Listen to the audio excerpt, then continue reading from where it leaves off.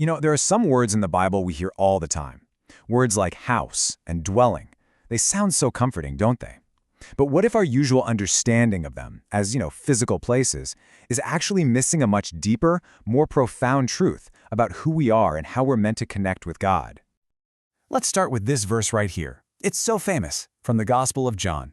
And for good reason. It's brought comfort to millions of people, painting this beautiful picture of a heavenly home that's all prepared for us. It feels so simple, so straightforward, a promise of a place we'll go to someday. For so many of us, that phrase, dwelling places, immediately brings up this image of a mansion in heaven, right?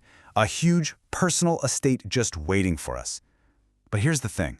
When you dig into the original Greek, a really fascinating puzzle starts to take shape that might just flip that whole idea on its head. Okay, so the key to unlocking this whole thing is in the specific Greek word that gets translated as dwelling places. And believe it or not, our first big clue is just how incredibly rare this word actually is. So the word is monē. It actually comes from this root verb meno, which means to remain or to abide. Now think about that for a second. That already hints at something more, relational, doesn't it? It's not just about a location, it's about this state of being with someone, of remaining. And this is where it gets really wild. This word, monē, only shows up 2 times. In the entire New Testament, just twice. And get this, both times are in the exact same chapter of John's Gospel. When a word is that rare, you've got to pay super close attention to how it's being used. And this is where the puzzle really shines. Check this out. The first time it's used, in verse 2, it sounds like we're going to a place. But then, just 21 verses later, Jesus uses the exact same word, monē, to say that he and the Father are going to come to us and make their home with us. So, which one is it? Do we go to God's place, or does God come to make a home inside of us? It really seems like a contradiction. Well, to solve this little riddle, we have to zoom out a bit. We need to look past the word for dwelling and check out the word for house. And this is where the whole picture really starts to click into place. Okay, so the Greek word for house here is oikos, and its meaning is so much richer than we might think. Yeah, sure, it can mean a physical building with 4 walls and a roof, but way more often in the Bible, it's not about the structure, it's about the people in the structure, the household, the family, even an entire family tree. Just look at how the Bible uses this word all over the place. The house of Israel. That wasn't a building, it was the entire nation. The house of David, that was his family line. When the jailer in Acts is told his whole household will be saved, it's talking about his family.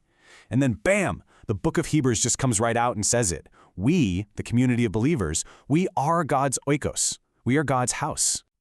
Okay, so if the house is actually a group of people, a community, then the big question is, where does this spiritual house live? Well, the clue is in a related verb, oikeō, which literally means to inhabit or to dwell in.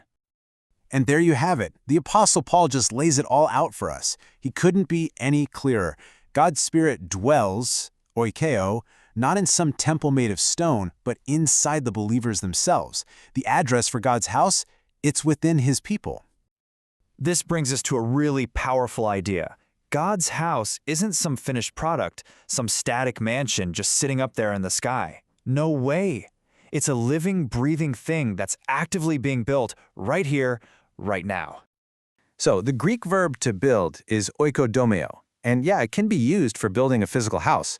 But what's so interesting is that its main job in the New Testament is spiritual. It means to build up or to edify. It's all about the act of strengthening and encouraging the community. The scriptures say that love builds up, that encouragement builds up.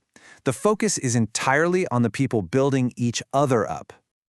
All right, let's connect all these dots, because when we do, that familiar verse we started with, the one about many dwelling places, it takes on a completely new and honestly a much more powerful meaning. So here's the new picture. The Father's house, the oikos, isn't a place, it's His people. And within that house, there are tons of dwelling places. These opportunities for monē, for God to remain and live with us, and for us to live with Him. And how is this amazing spiritual house built? Through oikodomeo, the simple, everyday act of building each other up in love. The Apostle Peter gives us the perfect image for this. He says we are like living stones being built into a spiritual house. Think about that. We aren't just waiting around for a building, we are the building. The promise isn't just about some future destination, it's about a present-day reality that we get to help build, right alongside God. So, this changes everything, doesn't it? That promise in John 14, it's not some passive reward we just sit back and wait for. It's an active, daily mission. It's way less about dreaming of a mansion in the clouds, and much more about the sacred, messy, beautiful work of building a home for God right here, right now, in and among us. And that leaves us with a pretty big question to chew on. How are we, today, living as living stones? How are we building each other up?